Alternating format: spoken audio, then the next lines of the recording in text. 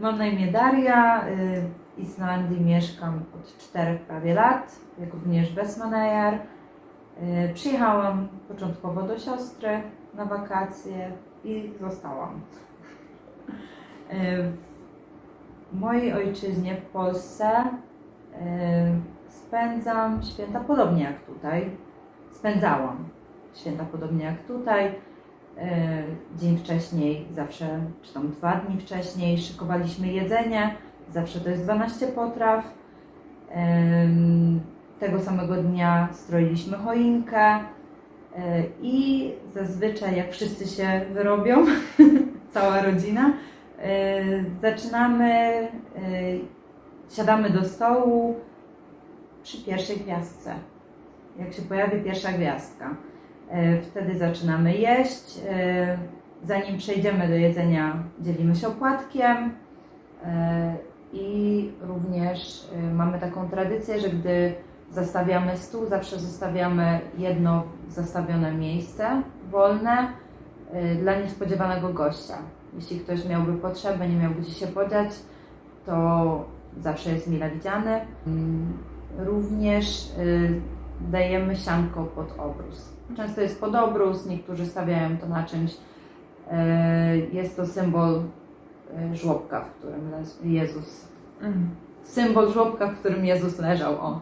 W mojej rodzinie już odbiegliśmy od tego. Jak mieszkałam, jak byłam mała, to jeszcze chodziliśmy do pradziadków, to oni robili takie postne wigilie, natomiast my robimy z mięsem. Myślę, że takie najbardziej dania, które muszą być, to uszka z barszczem, grzybowa, pierogi, ryba, makowiec. Dużo osób robi makaron z makiem, kutia. Na różne sposoby są robione pierogi. Obchodzimy święta tutaj praktycznie tak samo. Jedyna różnica w świętach tutaj to jest w mniejszym gronie rodziny. Wszystkie zwyczaje mamy takie same. Czasami był kłopot z dostawą towarów, więc trzeba było jechać do polskiego sklepu, żeby cokolwiek przygotować, bo to jednak 12 potraw, więc nie wszystko tutaj jest. Wiem, że tutaj też inaczej jedzą.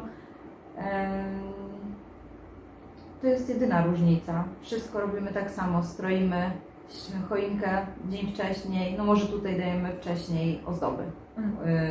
Ozdabiamy mieszkanie wcześniej. Robimy bardzo małe ilości. No pierogów jest w multum, bo jemy je przez 3 dni.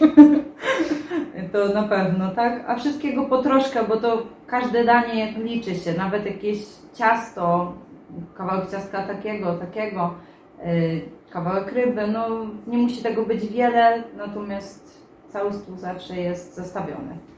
Przygotowujemy również bigos, mięso, takie jak schab, karkówka, kapusta z grochem, różne ciasta, różne rodzaje.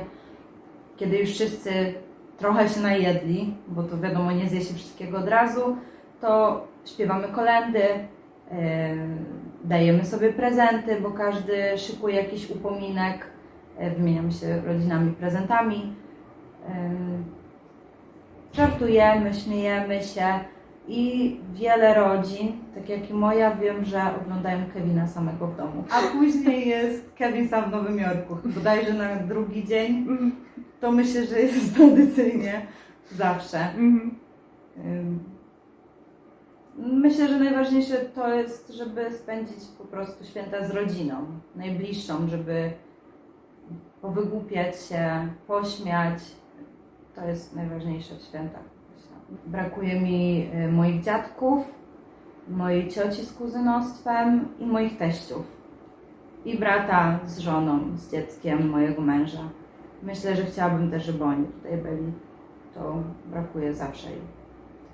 Ale radzimy sobie. Jest internet i właśnie to jest duży plus, że możemy komunikować się przez internet i Zawsze jak znajdujemy chwilę, dzwonimy do rodziny, wszyscy się pokazują do kamerki, machamy do siebie, śmiejemy się, pytamy jak minęła Wigilia, co tam słychać. I w taki sposób się ratujemy. Jedyny sposób ratunku i wtedy trochę mniej się to odczuwa. Zawsze to jest raźniej, jak się telefon wykona. Z początku jeździłam do Polski, byłam 2 razy.